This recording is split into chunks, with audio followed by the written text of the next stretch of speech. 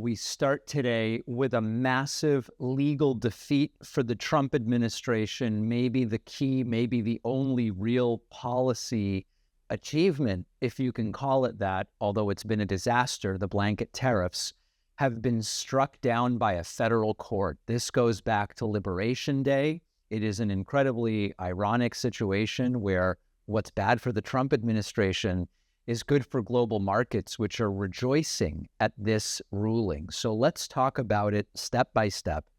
These are the tariffs that Donald Trump unilaterally slapped on just about every foreign nation.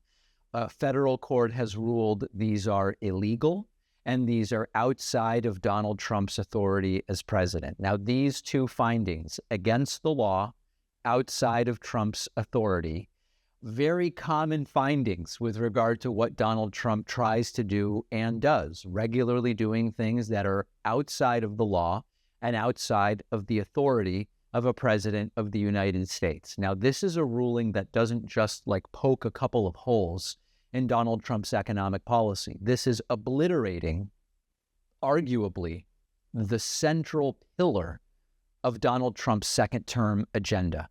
And the kicker is that when you look at the three-judge panel that made this ruling, it's a Reagan-appointed judge, it's an Obama-appointed judge, and it is a judge appointed by Donald Trump himself. So that's how flimsy this was. Now, what happened? Donald Trump used emergency powers to justify skipping Congress, bypassing Congress altogether, and imposing what we might call 10+% tariffs. Now, some of them were triple-digit tariffs on just about every trading partner. He called it Liberation Day on April 2nd. The court says this is against the law. The administration said that trade deficits, which, by the way, have existed for 50 years, suddenly qualified the situation as a national emergency. That national emergency is what, according to Trump, justifies him bypassing Congress and saying tariffs on everybody. Court didn't buy it, not even close.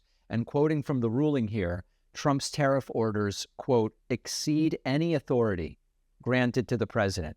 And the IEEPA, that's the 1977 Emergency Powers Law that Trump cited in trying to do this, simply doesn't give him the right to blow up global trade on a whim.